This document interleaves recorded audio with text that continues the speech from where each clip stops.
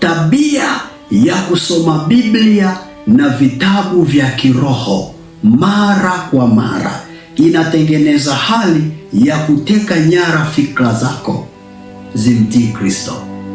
Tabia ya kusoma Biblia na vitabu vya kiroho mara kwa mara inatengeneza hali ya fikra zako kumtii Kristo na kutawaliwa na Kristo, kwa sababu yale unayoyasoma yanakuingia kwenye moyo, na yakikuingia kwenye moyo mara kwa mara yanakuwa yanajirudia kwenye akili zako na mawazo yako. Unakuwa tu unajikuta unayatafakari automatically kwenye maisha yako, ukijenga tabia ya kusoma Biblia mara kwa mara na vitabu vya kiroho.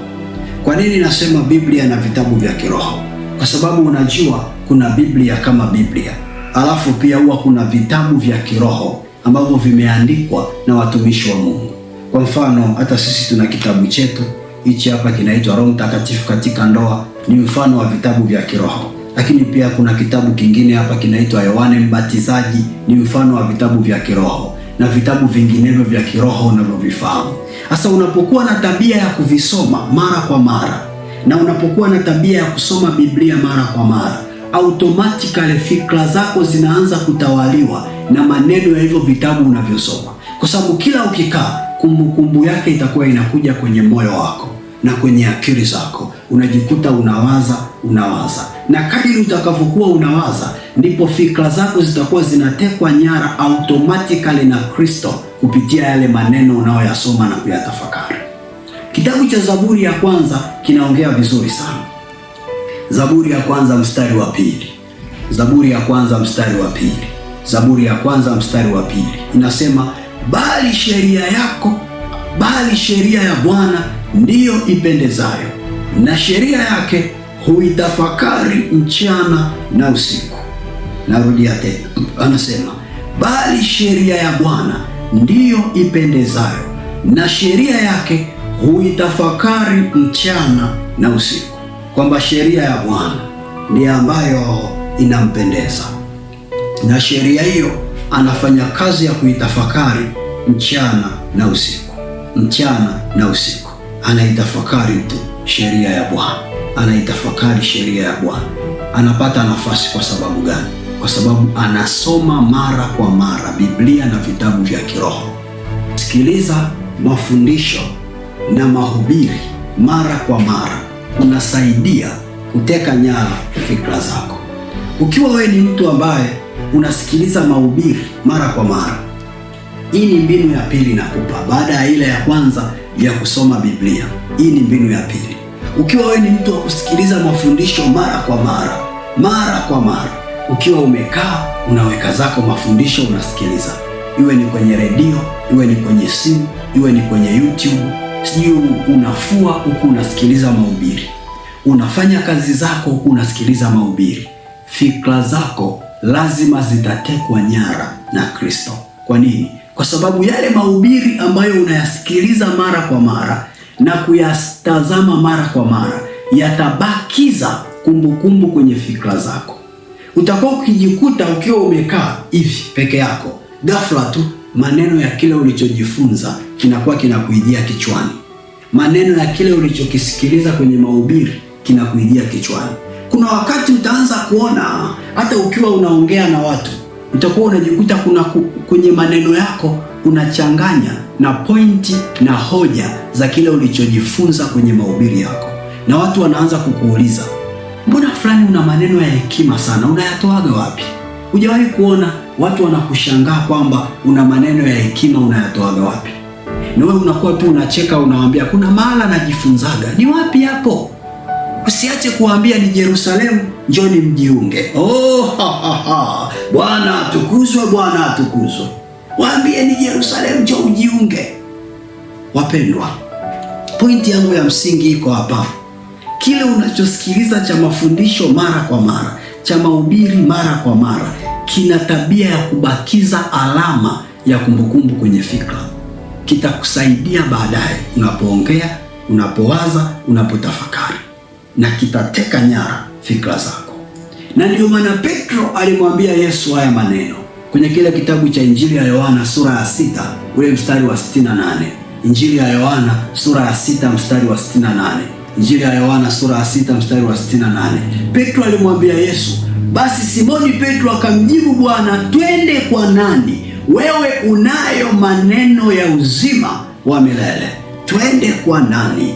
Wewe unayo maneno ya uzima wa milele. Ni maneno ambayo Mtume Petro alimwambia Yesu. Kwa kumbe, unaposikiliza mahubiri na mafundisho mara kwa mara, yanateka nyara fikra zako, na ule uzima wa milele, ule uhai unabaki na wewe.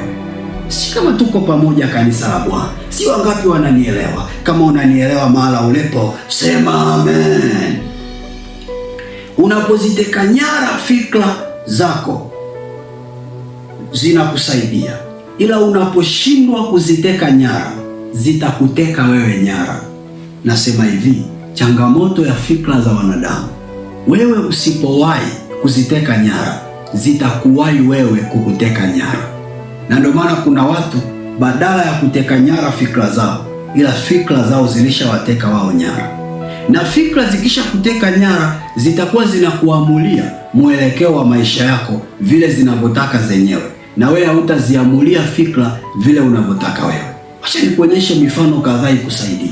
Wapendwa, kwani hujawahi kuona mtu yupo sehemu kimwili lakini kiakili hayupo hapo? Hujawahi kuona hiyo?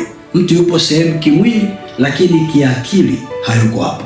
Unakuta mtu yuko labda kwenye semina, mafundisho yanaendelea na mahubiri pale kwenye semina, amekaa hapo, na ukimwona kwenye macho kweli amekaa hapo, ila hasikilizi kile kinachofundishwa. Akili yake iko shamba, anawaza shamba lake, hizi mvua zimezidi, mazao yatakuwepo kweli? Mwingine akili yake inawaza nyumbani, inawaza watoto, yuko hapo.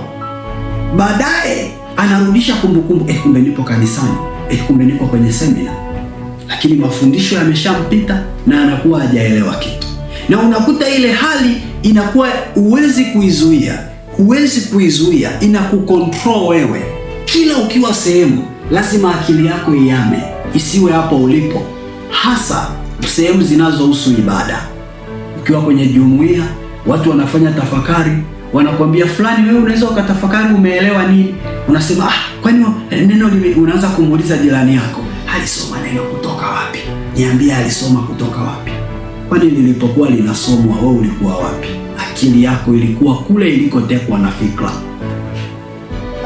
Ndio maana nikakwambia, usipowahi kuziteka nyara fikra zako zitakuteka wewe. Nikuonyeshe mfano mwingine. Wakati mwingine utaona kila unapokaa mawazo mabaya yanakuwa yanakuijia na kukutawala, yanakuwa yanakukera na kusumbua akili yako kiasi ambacho hauna namna unaweza ukayazuia. Yaani kuna watu wao wametawaliwa na mawazo mabaya. Kila unapokaa unawaza tu mawazo mabaya, kujiua, kujitukana. Yaani unawaza tu mawazo mabaya na hauwezi kuyazuia. Ukiona hivyo, jua fikra zako zimekuteka wewe nyara. Kuonyesha mfano mwingine, kukufanya kuwa mtu mwenye uelewa mgumu na mawazo mgando au mawazo negative ya kufikiria vibaya watu wengine muda wote. Unakuta mtu kila mtu yeye anamfikiriaga vibaya. Kuna watu wako hivyo, kila mtu anamfikiria vibaya, hafikiriaji watu vizuri, hafikiriaji jambo kwa uzuri.